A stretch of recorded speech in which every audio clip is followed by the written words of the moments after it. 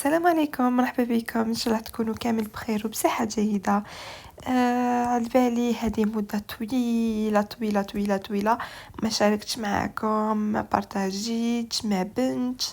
وهذا لأسباب وظروف خاصة، نتمنى أنكم تعذروني. كما راكم تشوفوا اليوم رجعت معكم بهذه الطلبية اللي كنت حضرتها للزبونة نتاعي، واللي هي المبرجة، ولا كما نعيطولها حنا في منطقة القبائل الملة. شاركت معكم الخطوات، يعني خطوات التحضير خطوة بخطوة حتى تجربوها وتنجح لكم، ما راحش تندموا عليها. نتمنى انكم تجربوها وتتابعوا الفيديو حتى الاخر، واللي توحشني يخلي لي في الكومنتار. اذا كما راكم تلاحظوا انا لهنا استخدمت سميد متوسط. درت 3 كيلات تاع السميد متوسط. هذاك السميد تاع المقروط مكتوب هنا يوزان كما شفتوا من قبل في الفيديو. درت 3 كيلات تاع السميد، فوالا. ومن بعد في كل كيلة راح ندير رشة تاع الملح. راح نحاول ندخل هذاك الملح مع هذاك السميد هكذا كما راكم تشوفوا، وراح نزيد عليهم ملعقه تاع الفانيليا، ودرت لهنا ملعقه تاع السكر. كما راكم تشوفوا هاد الملعقه تاع السكر بالنسبه للمبتدئات ننصحكم انكم تستخدموا ملعقه تاع العسل في بلاصه السكر، واللي ما عندهاش العسل تستخدم السكر عادي فقط. يعني في النتيجه النهائيه راح يعطي لكم واحد التحميره شابه، يعني ما كنتوش راح تتوقعوا انكم تتحصلوا عليها. من بعد لهنا عندي كيلة مخلطة سمن ومارغرين دايبين ناقص أسبوع، وهذاك الأسبوع كملته بالزيت كما شفتوا في الفيديو.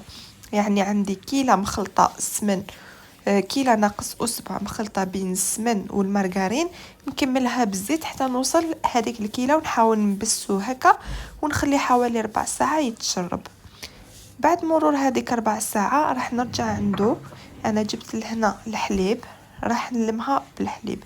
كاين اللي يليموها بالماء، بصح انا نحب ونفضل اني نليمها بالحليب، تجيني بزاف بنينه. فوالا، ليموها غير بشويه وزيدوا الحليب غير بشويه. حاولوا فقط انكم ما تعجنوهاش، يعني حاولوا فقط انكم تليموها هكذا بهذه الطريقه كما راكم تشوفوا. العجينه تاعكم ابدا ما تعجنوهاش، يعني هذه الغلطه اللي وقعوا فيها بزاف، يعني يعجنوا العجينه نتاعهم. العجينه ما تتعجنش، فقط حاولوا انكم تليموها بهذه الطريقه حتى تتشكل لكم عجينه متماسكه كما راكم تشوفوا. هنا راح نحبس، ما راحش نزيد الحليب، راح نحطها على جهه، نغطيها قسما نوجد التمر تاعي. هنا عندي كيلو تاع الغرس ولا تمر، درتو في كسكاس فوق الماء وخليته يفور، يعني ما راحش ياخد بزاف الوقت.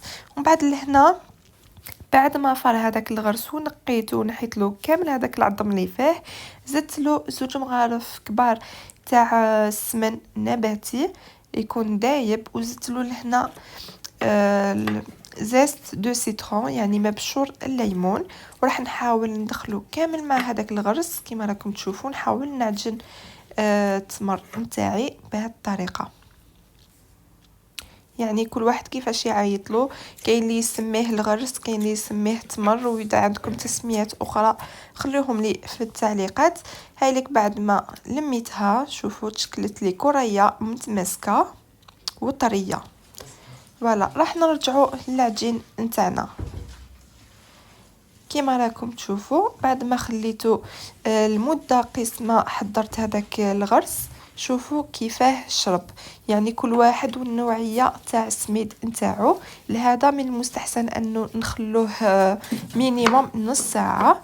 ومن بعد انا زدت له كميه تاع الحليب باه نعاود نلم هاد لاباط كما راكم تشوفوا. بعد ما عاودت لميتها، كي تعاودوا تلموها بالحليب حاولوا انكم تتحكموا فيها، ما تزيدولهاش بزاف باه ما تجيكمش جاريه. من بعد راح نقرص العجينه تاعي ونخرج هكذا 2 قرصات كما راكم تشوفوا، يكونوا متساويين. حاولوا انهم يكونوا كيف كيف. فوالا، هنا جبت هاد النيلون ولا هاد الساشي ولا اي حاجه عندكم. تقدروا ميم تستخدموا بابي كويسون. راح نجيب الغرس نتاعي ونحاول نفتحو هكذا، يعني يجيكم ساهل. من بعد تقدروا تستعينوا بالحلال، راح نحلو يعني على القيس اللي راني حباته، والسمك تاعو يكون حوالي 1 سنتيمتر كما راكم تشوفوا. حنحطو على جهه ونزيد نعاود نجيب نيلون واحد اخر كما راكم تشوفوا. راح نجيب القرصه الاولى تاعي تاع العجينه نحاول نفتحها هكذا، يعني راح تجيكم سهله كي تفتحوها بيديكم.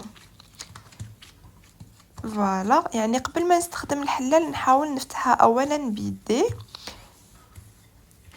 ولهنا نحاول نفتحها. كي تفتحوها لهنا حاولوا انها تكون بنفس القيس تاع الغرس اللي فتحناه في الاول. فوالا، وهذوك الاطراف اذا تشقوا لكم ما عليكم الا انكم تعاودوا تليموهم هكذا بيدكم وتزيدوا تكملوا تفتحوا بالحلال كما راكم تشوفوا. يعني الطريقه واضحه، يعني بلا ما نقول حاجه الطريقه راهي واضحه، الفيديو يشرح كلش. ومن بعد راح نجيب هذاك الغرس اللي خدمناه في الاول كما قلت لكم يكون نفس القيس، نحطه من الفوق. وراح نزيد الطبقه الثانيه كيف كيف راح تكون نفس القيس. راح نحاول نغطي كامل هذاك التمر من الفوق. راح نزيد نغطيه هكذا من الفوق بهذاك النيلون باه نقدر نفتحها بلا ما تلصق لي في الحلال كما راكم تشوفوا. راح نبدا نفتحها غير بشويه باه يعني تمشي لي، يعني هذيك العجينه تمشي لي مع الغرس سوا سوا، يعني ماشي العجينه تمشي والغرس يبقى في بلاصتو. كما راكم تشوفوا هنا فتحتها بالسمك تاع 1 سنتيم.